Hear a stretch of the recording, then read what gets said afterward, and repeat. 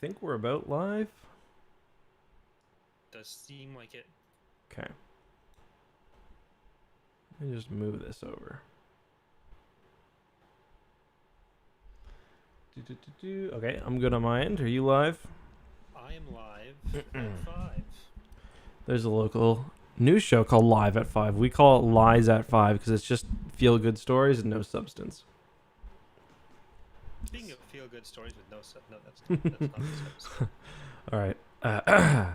Hello, everyone. Welcome to another episode of Tapcaf Transmissions, the only Star Wars podcast talking about this show.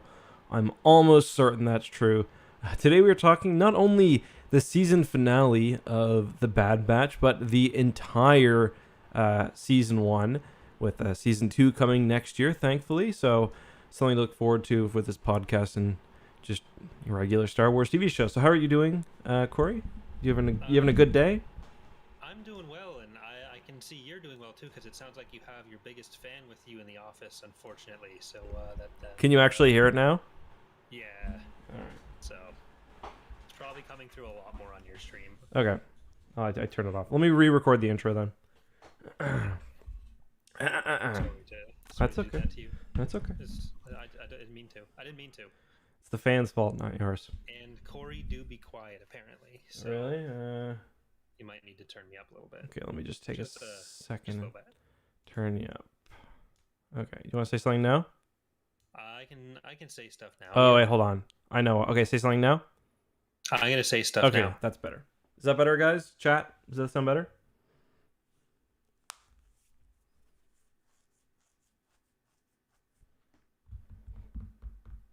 Corey is very quiet. Quite. Yes. All right. I had to get that burp out of here. All right. Hello, everyone. Welcome to another episode of Tapcaf Transmissions, the only Star Wars podcast. And today we are talking The Bad Batch. We just had episode 16 of The Bad Batch. So today we'll be talking not only about the season finale, but the entire season as a whole. Very excited. We've got a nice, quiet recording studio for today for both of us. How are you doing, Corey? I'm doing well. I've been just thinking about this all day, trying to figure out my thoughts, and just it's been a sad one. The journey's over. Well, over for a bit, but I mean, no more Bad Batch ever again. Yeah, so it's so going to he's be a few joking weeks before there's anything new Star Wars coming out. So yeah, the don't know next what I'm big gonna do Star with Wars myself. thing is what's Visions, right? That's like the Yeah. and then I don't really know. Then isn't it Book of Boba Fett is after that? Yeah, that will be what, like December, I think. I'm not sure. Yeah. But- November, December. No, I think the announcement for all the shows said it was in December for the Book of Boba Fett. Yeah. So I think it said next Christmas or something at the end, or next December at the Yeah. end of the show. I don't know when Cassian is coming out. I don't think that's until like 2022. 2022. Yeah. So we've got Visions, and then it's kind of quiet until December. But I mean, as Star Wars fans, especially from a TV standpoint, we've had a lot more quiet time than that. Like, Yeah. the fact that we even have all of this stuff is great. The only kind of thing about Visions that's kind of unfortunate is, well, it's not really unfortunate, just for like the podcast style. It's coming out all at once, so. Yeah, so we'll figure out how we want to cover that anyways, because like we started off doing weekly reactions for the Bad Batch, and we even did like a live watch along for the first episode of this one. Yeah. But we did kind of fall off that. So we'll see. Yeah. We'll definitely talk about it on the show, but we'll have to figure out what format works there. Yeah, I'd say I could see us maybe doing something for like Mando, maybe, or like if like maybe Kenobi, where it's much shorter and I suspect more will happen each episode. But Yeah. like that's something that could maybe lend itself a little bit better to weekly episodes. But it was also just a lot of work for us, so Yeah. Trying to fit in all the books, especially when we were doing Young Jedi Knights at the same time, where there's like 14 books there, and we've really used that to fill some time. Yeah. So speaking of, just as a reminder, next week we will be doing Into the Dark, right? That's the name. Into the Shadows, I believe. Actually? No, it's Into the Dark. Okay. The previous one was Out of the Shadows. So Yeah. I'm sorry. So they're not in the dark for very long, because they're, well, whatever. Well, I guess it's they're different coming out of the entities, shadows, right? but then they're heading into the dark. But into the dark is So yeah, okay. I think it might be separate. Like I think it's maybe one thing is coming out of the shadows at the same time someone else is going into the dark. all right. Well, we'll figure out that and so much more next week with special guests from Kings and Generals. Mm-hmm. So that'll be fun. So if you guys want to read along, you can, use your Audible credit or your library or buy the book, whatever you want. That'll be fun. But get cracking because it's it's a decent length book compared to Young Jedi. It's like Knights. 400 pages. Is it that long? Really? It's pretty long, God but it's damn. relatively small print, so it's not going to be crack out in an afternoon like we do with Young Jedi Knights. Yeah, I think the audiobook was 12 hours, so that's like Mm-hmm. pretty standard. Is there anything you want to talk about? Any other Star Wars news before we go into things? No, not really. I don't think really much has come out worth talking about in the last week. No. Is there anything that jumps to mind for you? No. We complained about the hotel last time, so yeah, very or the expensive resort. hotel. I'm just looking at news. We do have rumors, and I'll give a slight spoiler warning for the Ahsoka show, even though it is what it is. So if you don't want to know anything at all, even potential leaks, Wait 30 seconds. Yes. So I'm just trying to find the leak here, but they are casting for Sabine Wren apparently. Right. And Jordan Mason, who I know, has said there's 3 front runners. So take from that what you will. I'm not going to go too far into that. I just don't think there's any point until we have one. Yeah. And I didn't know any of them either. So yeah, other than that, we've got, the other thing I will mention is we've got more Star Wars Essential Legends collections books coming. Yep. Which is really exciting. And I think we'll be getting another unabridged audiobook for X-Wing. I think we'll be getting Wedge's Gamble. That's number 2, right? Wedge's Gamble? Yes. Yeah. So other than that, I think that's pretty much it. So with that being said, I don't think there's a whole lot else. Should we go into our spoiler-filled discussion of the season finale? Then maybe we can talk about the season as a whole later on. Yeah, sure. So just first off, what are your overall takeaways from it? What did you think about how it ended off? I liked it. Like I see people in chat, and I don't think that this is like an invalid point, but I see a lot of people complaining that like not enough happened, and I get the kind of want to say that when there's a finale with a lot of action, but I still feel like they managed to get a lot done. Like we got some movement on the plot between Crosshair and the rest of the group. We got a bit of a hook at the end there. I don't know. What about you?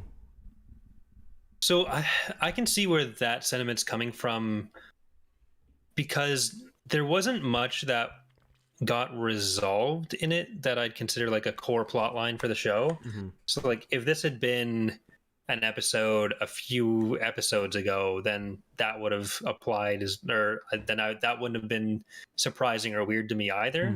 Because like the Crosshair plot is very much not resolved. We see them dealing with each other directly, but the end result there is still he's going with the Empire, they're going off on their own, and they just didn't kill each other. And like there's elements of him maybe thinking, have I made the right choice or the wrong choice? But it's still not wrapped that up. Like obviously it wraps up the fate of Kamino, but Kamino was also only important because of what was on it. It wasn't, Kamino wasn't necessarily a central plot line throughout the show. So the fact that it's wrapped up is very important, and it did play a significant role, but it isn't the kind of thing that you'd think is kind of like the end of the plot line for the season. Yeah, no, I that makes sense. I see that complaint. I've always assumed that this is going to be like a longer show. I get where that's coming from, but I don't know. I guess I just didn't have that feeling. I can't really justify it. I wasn't left wanting at the end of the episode, especially where like I felt the last like 2 arcs really, like the big arcs kind of did a good job. But yeah. Like, I guess the thing for me that, like, I still really enjoyed the episode, and I really enjoyed the season overall a lot Mm-hmm. more than I expected to. Mm-hmm. But I think the thing for me is that it didn't necessarily resolve anything for them personally. Mm-hmm. And especially when we've said kind of throughout the season, like, it'd be nice to get some more development for some of the characters, specifically Tech and Echo. Mm-hmm. I don't remember Tech saying anything all Yeah. episode. Well, yeah, you're right.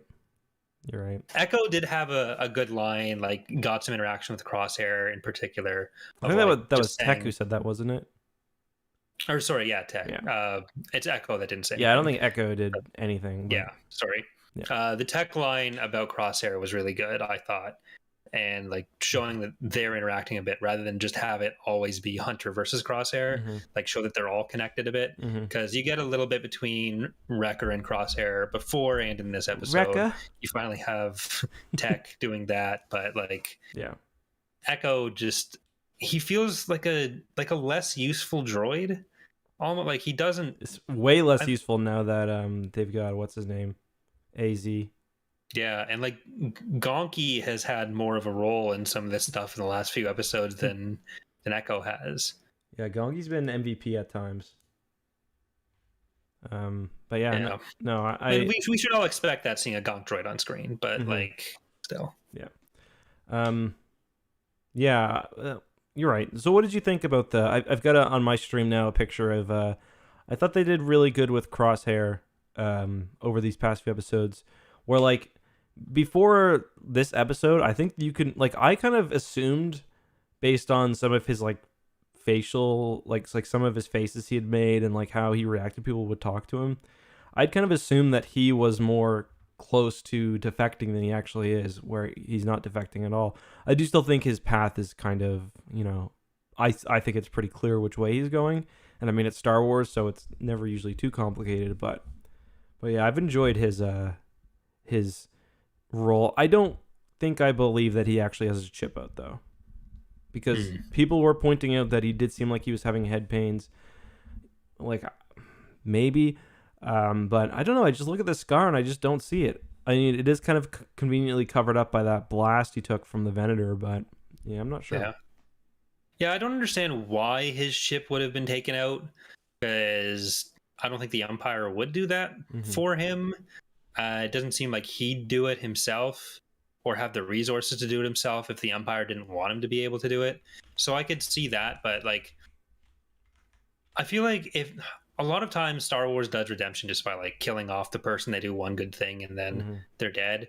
And they could have done it as in just the same way they've done so many other characters. Like he saves Omega at the end and then he just dies or something, and that's his big redemption. But Star Wars, I've never liked that Star Wars only does that as redemption. Like they do one nice thing, then they die, and there's no like examination of like how do you kind of make amends for things you've done before, and how do you respond to the fact that some people are not going to accept you just saying, hey, I'm good now. And I don't expect that to be like super heavily examined in a show like The Bad Batch, but it seems like if they're having him not defect yet, it'd probably have to happen or be a bigger focus in the earlier part of season 2 if it's going to happen, rather than just have him like team up with them at the end. See, I could see them doing kind of like the Across the Stars, lovers in two different places thing, where he's kind of struggling, but I don't know, like I do feel like maybe it just won't ever be in him to fully defect. And like maybe like that will end up with him, going out in some sort of just good way, some way that he's happy with. But I don't know. He the thing he seems to miss most is like his brothers, more so than like he doesn't seem to regret anything he's doing. You know what I mean? Yeah. Other than like he's not with the boys, like he doesn't seem to have anything against killing like civilians or anything like that. So yeah, I'm not sure where how this is going to be resolved, but it is kind of interesting. And it does seem like it's kind of that way on the other side as well, where like the Bad Batch's main concern is just him being their brother rather than anything that he's done or is doing. Like they're definitely willing to look past that. And Yeah. It's like there's so much stuff about like, oh, maybe they'll help set up the rebellion, but I don't think that will be the case. And I don't know that I'd want that to be the case. Like maybe they end up in some sort of mercenary position and help the rebellion in some way. But I don't think we need like every team of people we see in this era of Star Wars being part of the ultimate setting up of what we know as the Rebel Alliance. Maybe if they're involved in some other kind of specific anti-imperial action, fine, but like their thing doesn't seem to be shutting down the Empire, at least not yet. It's just, how can we survive right now when we're being hunted, when like the galaxy has kind of thrown us aside? I mean, there's been a couple times where like Hunter especially has done something to help like rebels. Like he gave away those I don't remember what it was. It was like, oh, it was the super computer, or the super battle, or the, what's it called, the tactical battle droid. He gave that brain to the Martez sisters. He doesn't charge I forget who it was. There's someone who he doesn't charge. Like he does done a few little things. I agree that he's probably not going to be, you know, forming the alliance, but I think he might be kind of like rebel adjacent. You know what I mean? Yeah. Yeah. Like helping them out, but I don't want their main story to just be earlier Rebels Part 2. No, I agree. Guess I agree. Because like a lot of it is them trying to find a purpose for themselves, and that's kind of what Crosshair's doing on the other side. Or like when Crosshair's talking about the reasons he's staying with the Empire, it's not so much that he necessarily believes they're doing the right thing. He's okay with doing whatever he's told to do, but there's a lot of survivalist elements to it. He kind of seems like he wants a spot. Yeah, and like he's trying to like pay them back for the opportunities he's given, and assuming he's going to be given more opportunities, when like everything that we've seen so far has been like, no, actually, as soon as they're done with you, you're going to get tossed aside too.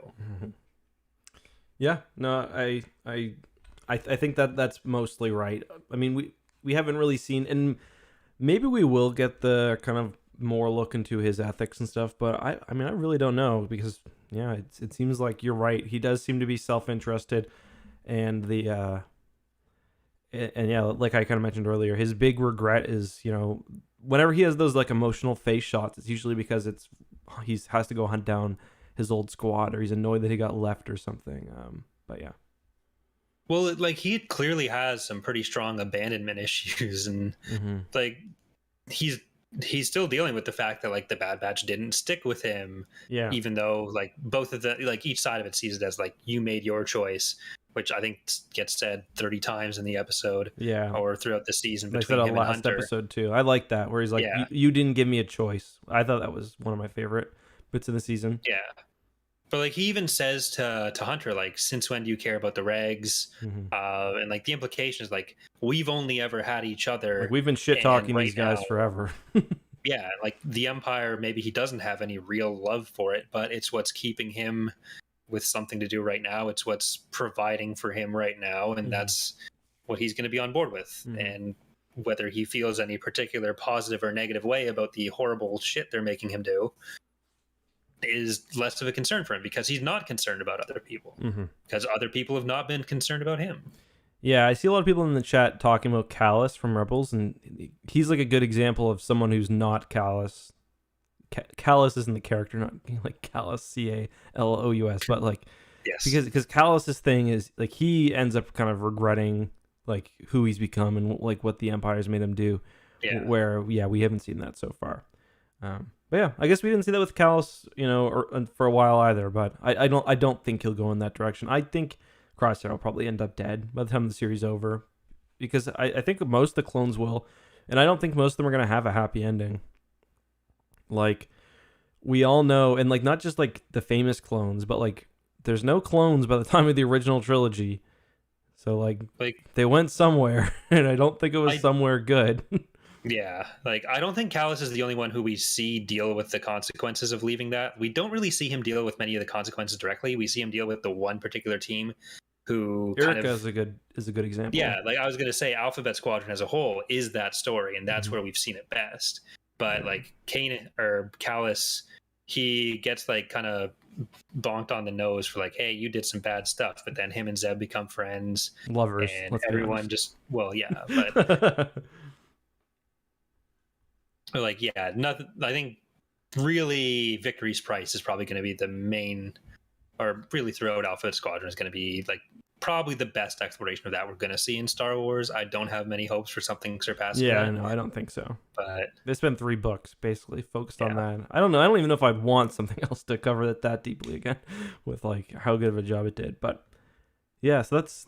I think we covered that point pretty comprehensively. Do you want to talk about the? I see a lot of chat about this in the comments. So do you want to break down the last scene, because that was kind of the other big moment this episode was. yeah. Sorry, just before we get to that, like what you were saying there is a pretty dark way for the show to go. Oh yeah, But sorry. like I was thinking during the episode though, is there anything that has caused like watching Crosshair and Omega underwater? Mm-hmm. That felt like one of the most like desperate dark scenes in anything visually we've seen with Star Wars, at least any of the shows or movies. Yeah. Is there anything that kind of like comes close to that for you? Because I was even thinking, You mean like does when they Rogue were One almost kinda have it? like when they're almost drowning? Yeah, like maybe that's just how I feel about drowning coming through, but like I don't remember feeling that kind of sense No, of yeah. existential dread, I was thinking that too when she's. especially with a kid.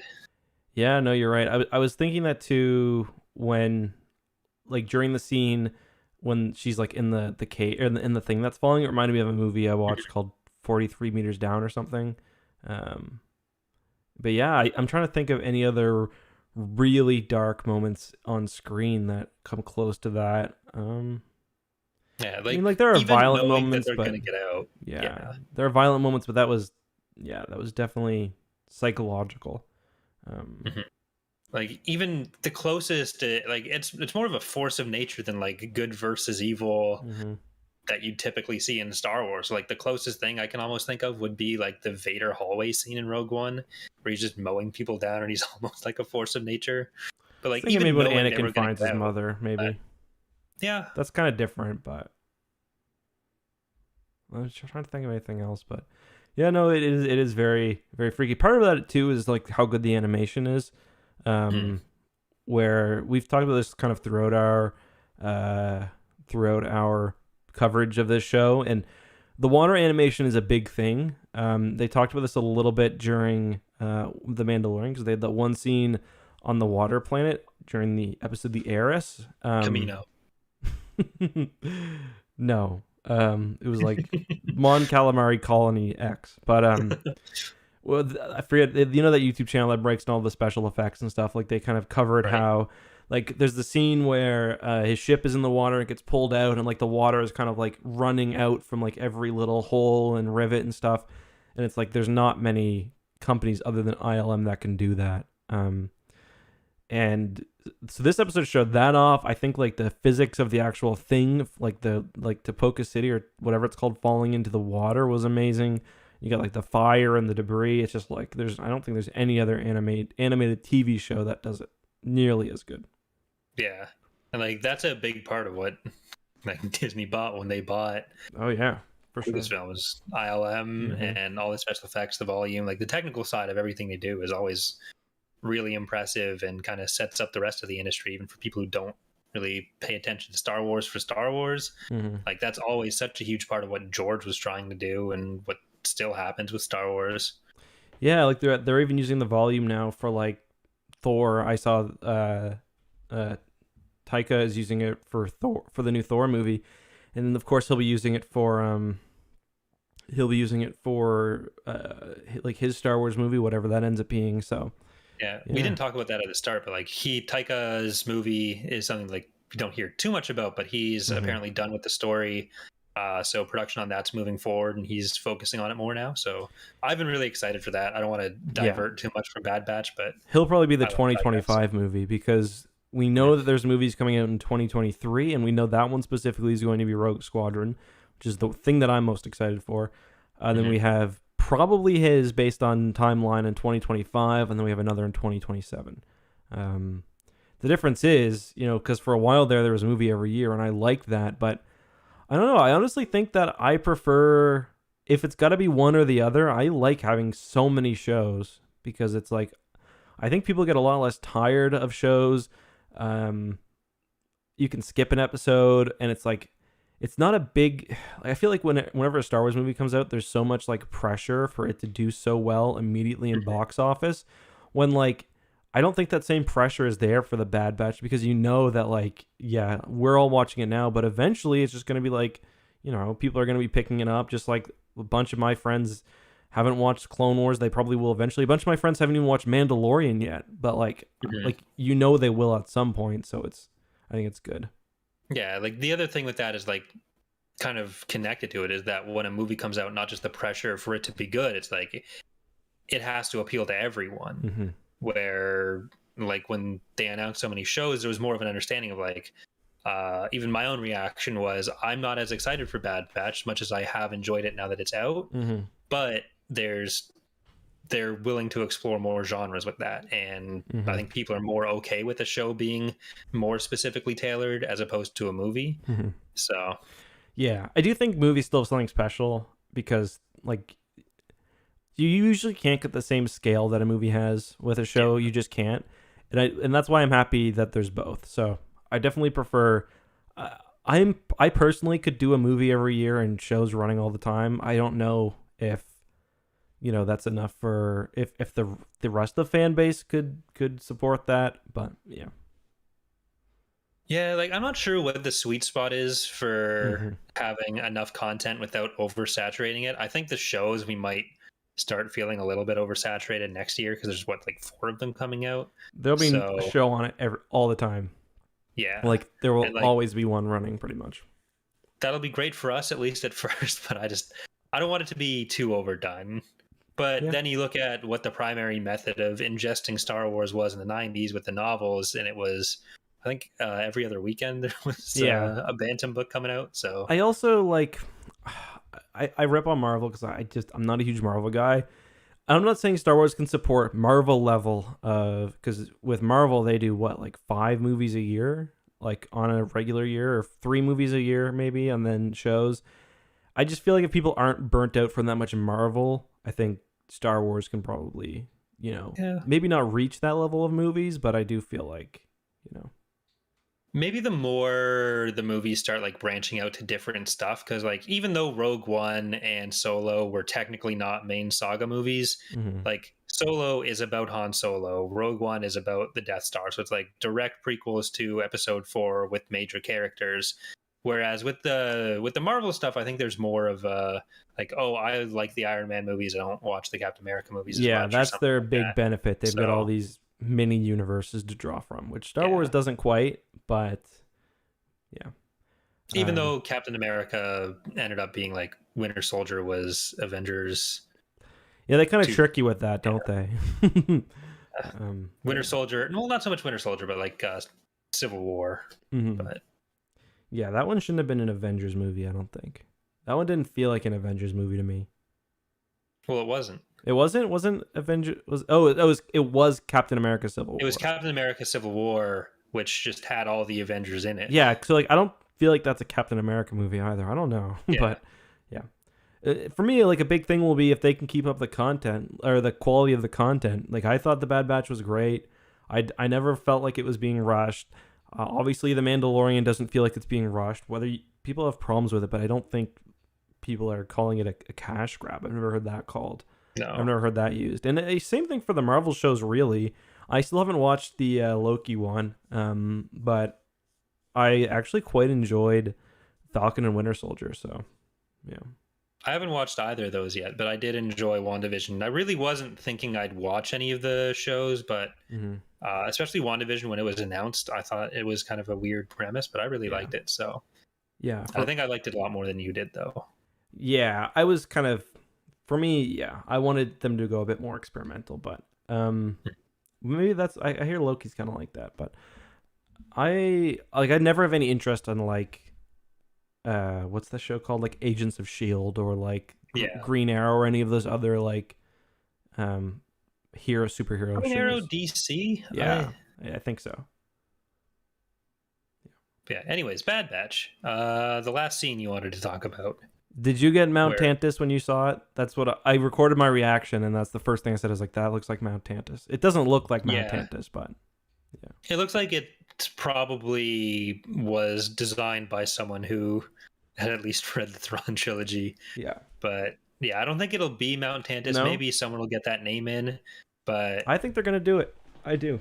really, Yeah. okay. If I kind of hope they do, but I don't know.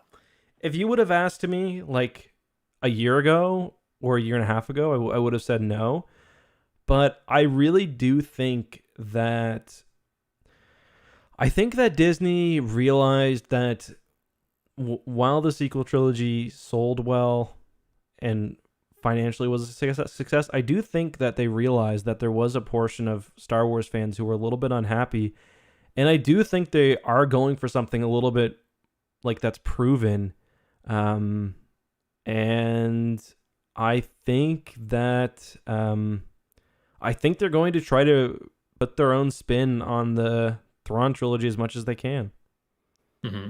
So I think it's really setting that all up. Like I could see the cloning, like that being an aspect of because like we know that.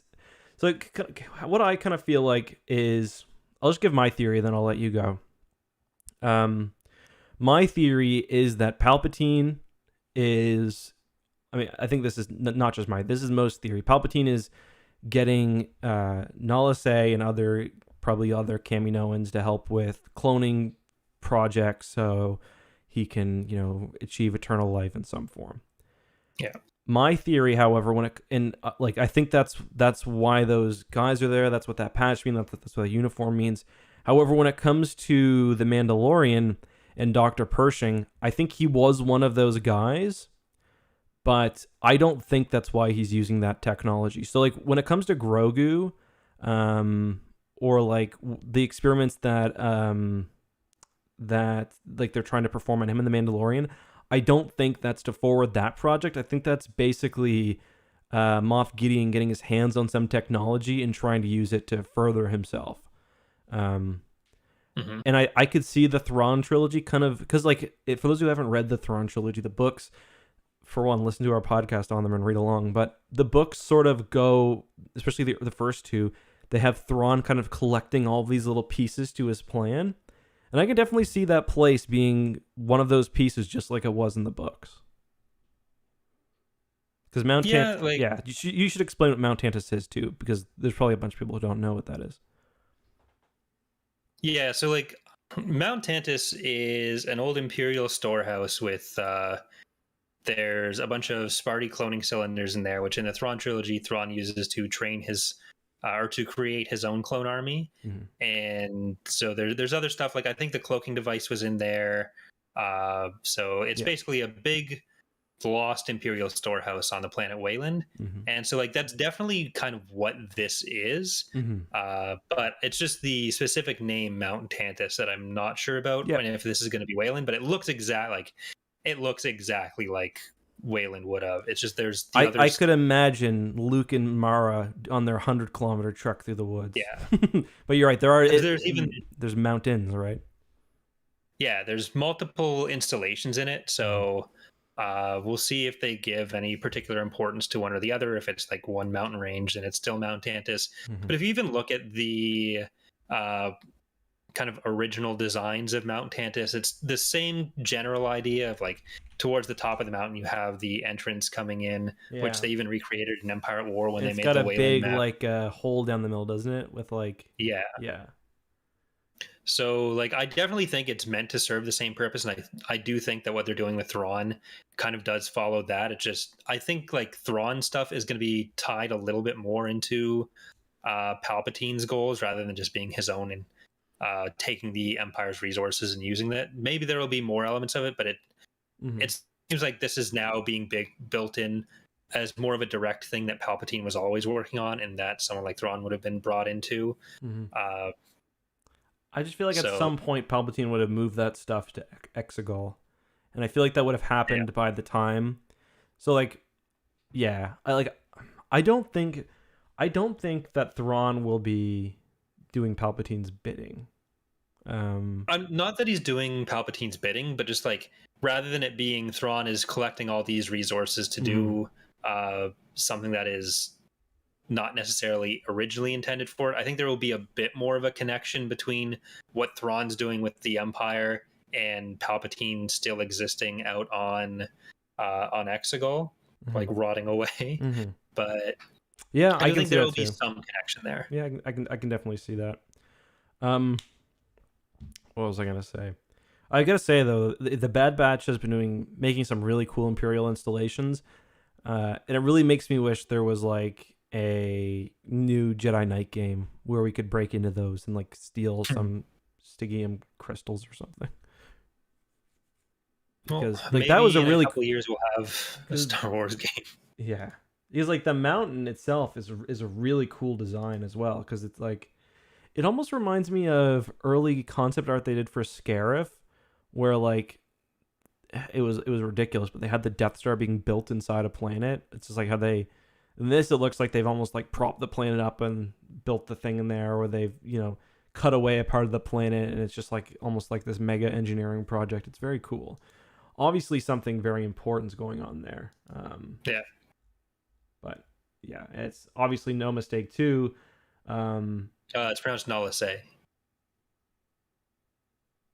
you shut the fuck up, Corey? No. It's no mistake that they showed that character with the thing on her chest. Yeah. So. Because that was something that people were kind of theorizing from like the first episode of The Mandalorian, I think. Yeah. Of like what's the connection of Pershing to the Kaminoans, and now cool to see that transfer into the Bad Batch as well. Yeah, there were a few other things I noticed. I'm just kind of rewatching some of it on my monitor here. For one, you see it's only clone commandos, I'm pretty sure there. Yeah. I was looking for Delta Squad. I didn't see them, but who knows. But so there's a more boring, in my opinion, option as well, where this is just some sort of base for the new Project Warmantle. And it's just like a big training facility, and maybe they're trying to grow their own clones as well. I don't think that's the case, but it's definitely possible, I think. Yeah. One thing that I haven't liked in the last few episodes is the idea that the stormtroopers are TK troopers, and that the TK designation is like a universal stormtrooper designator. Instead of just that TK421. Yeah, instead of just like some subset of them that just happen to have that designator. But like in the Clone Wars, they also had CT as like all the stormtroopers have that designation. And who knows what happens when you have so many with the multiple. I wonder about R2D2 sometimes also, as well. Yeah, like, but that's more like specific droid model. So yeah, rather than like an individual. Yeah, even though they all seem to be kind of identical when they're just thrown in with you never meet another R2D2. Because Pablo Hidalgo actually was asked about this on Twitter with the meanings of like TK, FN, and all that stuff. And I think part of it with like FN was that it like Finn's designator that some people originally thought like, oh, is that everyone who was on the finalizer? Oh, but yeah, that would make sense. Also other clone or other stormtroopers that are explicitly mentioned as being FN something on Starkiller Base, so that doesn't really fit. But like, and ultimately it's just all nonsense terms is what he essentially said. Yeah. So trying to like make backport TK as the universal designator for stormtroopers, we know that wasn't the case. I think I think you'd write that off as two different things still, if you needed to as well. Like the TK could stand for like Tarkin's original ones, and that's why they're on the Death Star or something. Yeah, who knows? But yeah. Anything else you want to mention about Mount Tantus? Just really forcing that label on, aren't we? I was right about Luke in The Mandalorian. No, yeah, it wasn't. Who did me and Charlie say? Did Charlie say Kyle Katarn? I think he said Cal Kestis, or did you say Cal Kestis? I think maybe I said Ezra and he said Cal, because that was the only Jedi. I could totally see him saying Kyle Katarn though. Well, it was either like he just learned about Kyle Katarn and wanted to be Kyle Katarn, or it was that like Cal was the only Jedi he knew because of Fallen Order. You mean Cal Kestis? Right. Yeah, I wish I could learn about Kyle Katarn for the first time again, just to experience that. Just that giant meaty hand coming down. Hey, you need some help getting up? What if you learned about Kyle Katarn for the first time by reading Legacy of the Force or Ooh, Dark Nest? not great. What an underwhelming Like, story. where's this dude during the Vong War? Come on, man. We needed you. But yeah. He was off doing top secret things. Yeah. Top secret. Yeah. I got nothing else on Nala Se's adventures at Mount Tantus. Like, it seems like it'll factor pretty heavily into season 2, but like, do you think that part of season 2 might be a rescue attempt on Nala Se? Because it seems like Omega is relatively attached to her. I hadn't considered that until you said it. I do think it's possible, but I don't think so. Yeah, I think it's possible, but I don't think the Bad Batch will try to rescue her.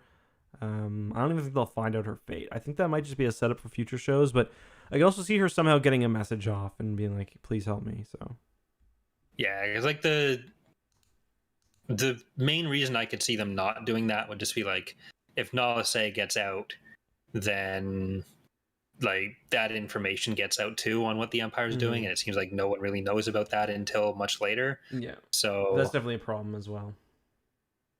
But she just forgets all of it, or Bad Batch never actually bothers telling Rafa and Trace about it to tell Bale.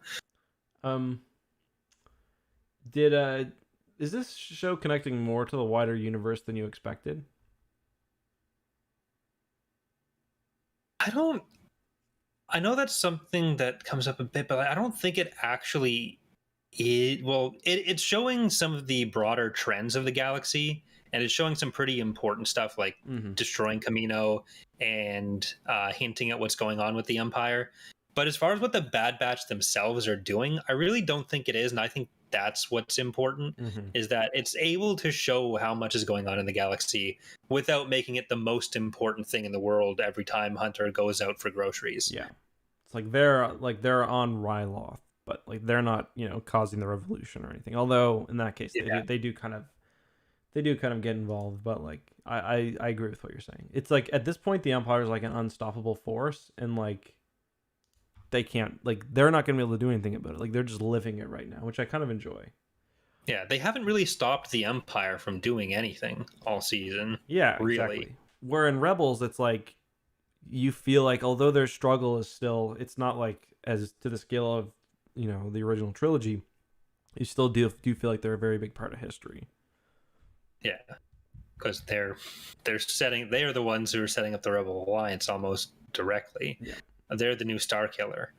But like, yeah, they really, everything the Bad Batch does that relates to the Empire is less they're stopping the Empire from doing something, and more they've made their choice on how they're not going to be part of that system. Yeah. Which I think is powerful in its own way, but it's not the Empire saving Lothal from Grand Admiral Thrawn. Maybe we'll get into a bit more of that in the next season, but we're so early that they can't really do anything permanent to take away the Empire's control. How many seasons do you think the show will have? 3. 3? Okay. I was going to ask you over under on 4, so there we go. I think... What's your over under on 3.5?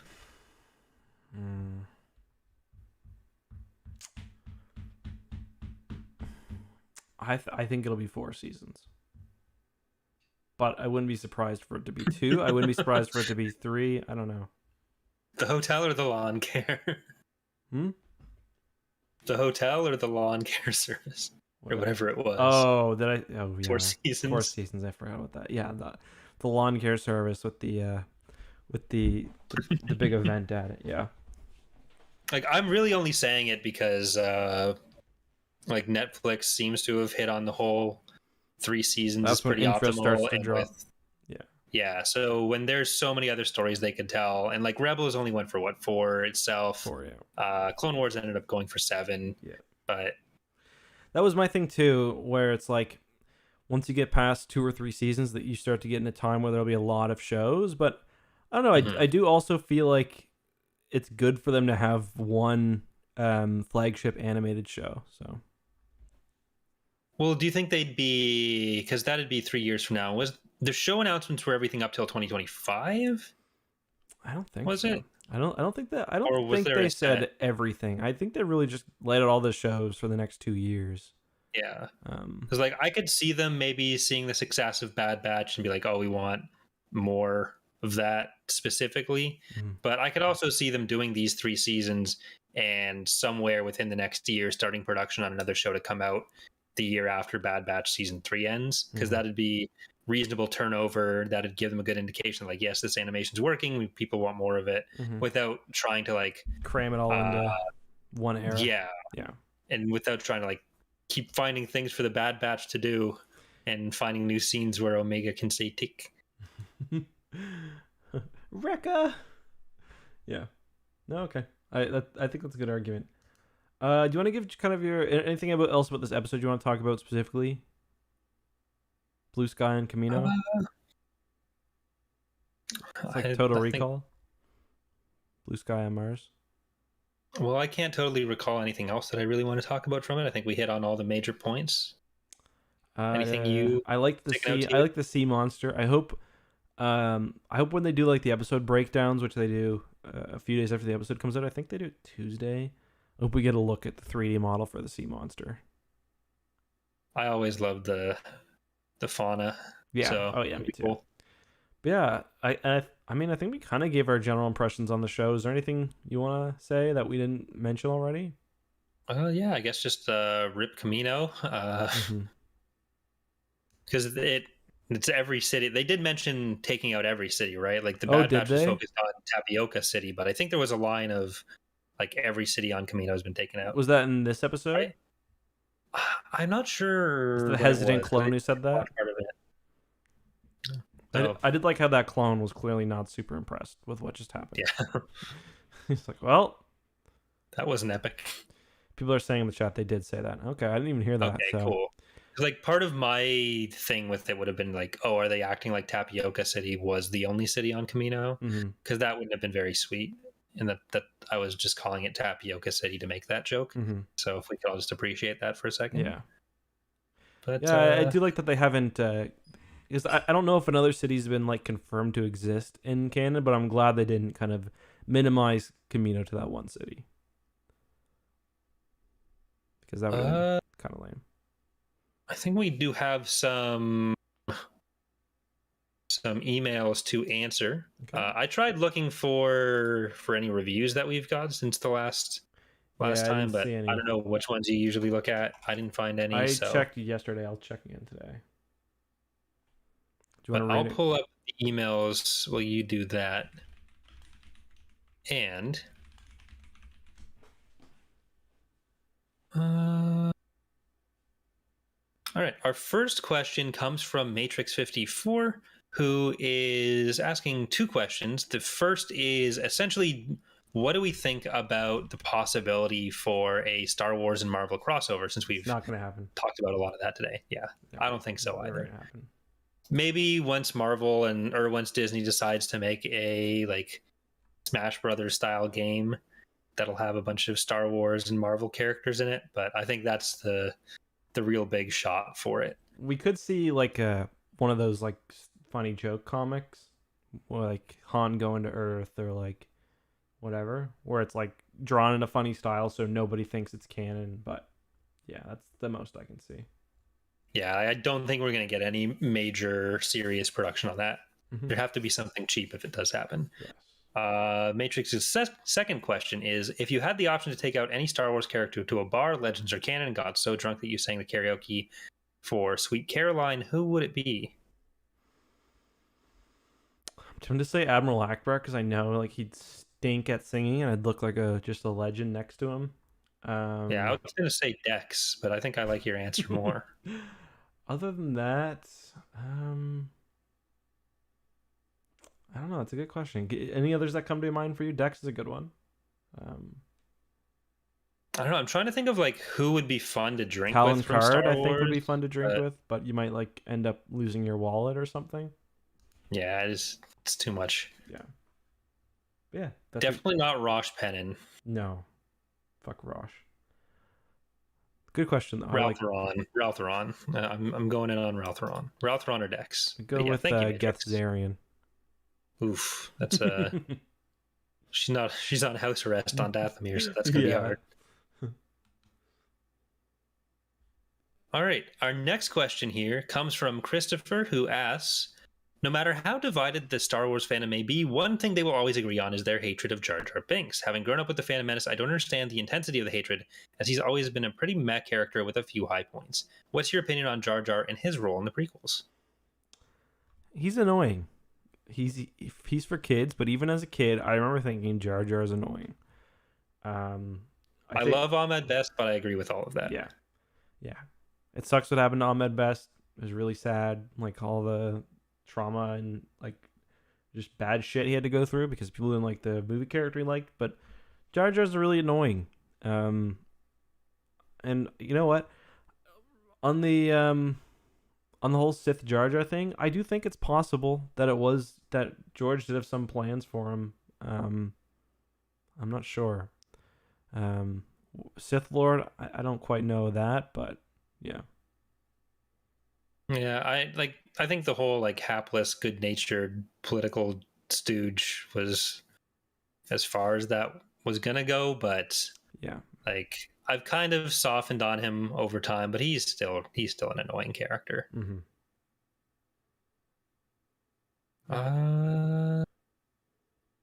Right, our last email for the night comes from Joel, who asked, do you think that the final scene was Mount Tantus, or that we may see the Mandoverse play out? But yeah, I think we talked about all that already. I say yes, so he says sorry, no. Joel, but no, that's not what I said. You said it'll. Well, I just mean name. Yeah, but I think you've brought me around on it. I think you've convinced me. Yeah, I'm on board. I'm like signing off on Mount Tantus. If you're gonna have it be Mount Tantus and function, you might as well throw the fans a bone. You know what I mean? Yeah. I'm just checking. I think I read this review before. Let me just pull it up. Is it the one about hairy Wookiees? No, Stringy Whiskers. Okay. That doesn't sound familiar. Consider me bristled. This podcast really bristles my stringy whiskers the right way, if you know what I mean. Listening to Yellow Dog Man and Fake Star Wars Explained unload an absolute dump truck of lore is the highlight of my week. It is such a relief that the only Star Wars podcast out there is actually decent. We should put that as any promotional material we do. We should just put actually decent in quotes. Here's a nice one from J.S. Thomas, which I don't think I've read. He says, if you like Star Wars or reading, this podcast is for you. Heck, if you don't like either of those things, then this podcast is for you. I can't remember how long it's been since I actually laughed out loud at a podcast. The commentary is great. The reviews are accurate, as any opening can be. And hearing about the escapades of Incel Luke and Thirsty Boy Corrin has been an absolute blast. In all seriousness, this podcast is excellent. There were quite a few books from Legends I hadn't gotten around to reading, and after starting to listen to this podcast, I've been slowly accumulating those books I was missing. All in all, a 10 out of 5 rating. Keep up the awesome work. I'm looking forward to the future episodes. Thank you very much, J.S. Thomas 901 and Jeremy of M. It was J.S. with the longer one and Jeremy who was bristled. Really appreciate those. I'm just checking if there's any others, but yeah, it's really those are some really nice reviews, guys. All right, I'm gonna check my Twitter DMs to make sure I said the right book that we're doing next week.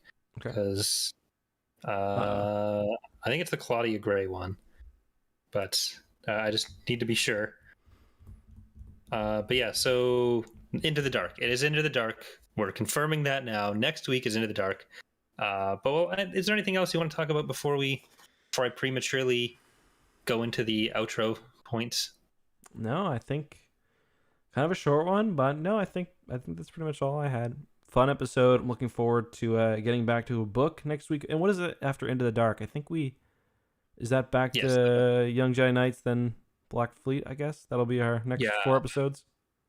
Yeah, I think we're doing Into the Dark next week by Claudia Gray. Then we're going to do the next book of Young Jedi Knights, which is second last? No, not Delusion of Grandeur.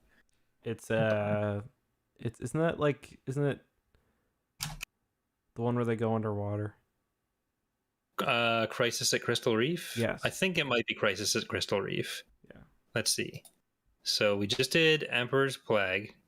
Nope, it's Return to Ord Mantell. Next. Okay. Who was on the cover of that? Is that Tenel Ka on the cover of Return to Ord Mantell? Okay, interesting. So we'll do Return to Ord Mantell, the week after Into the Dark, then we'll be doing Oh yeah, only one arm. Definitely Tenelka. Shield of Lies is the second one. Tyrant's Test is the third. Mm-hmm. Right? Yep. So Shield of Lies will be after that. And then we'll probably we'll do the second last book of Young Jedi Knights the week after. Yep. Trouble on Cloud City. Then it's just Crisis at Crystal Reef left. And then that's it. Yep. Do we combine any of the Young Jedi Knights ones? Or do we just do them on their own? Yeah, do them on their own for sure. Right. Yeah, I'm not trying to shorten my time with Young Jedi. Well, we could do a comic we could move into a comic series after we're done with Young Jedi Knights as well. There's a lot of comics. Yeah. No, let's not combine any. Let's keep it as okay. Is. Yeah. All right. Thanks everyone for watching. If you guys are watching this on YouTube, make sure to leave a like and subscribe to both the YouTube channels. If you are not listening on YouTube, or if you want to listen to the podcast instead of watching us, then you can look up TapCaf Transmissions. That's TAPCAF Transmissions, all your favorite podcast places. So, yeah. That's pretty great. Send us an email, question, thought. Everyone sends us a question. No one sends us thoughts. Like, I gotta think when you send me a question. Send me a thought that I can just read. That's tapcaf@gmail.com. And if you want to leave a comment that I will read for the next episode, try to work Nate Dogg, the beloved rapper, into the comments somehow. Nate Dogg. Rest his soul. All right. Well, that's going to do it. Goodbye, everybody. Bye. Seek.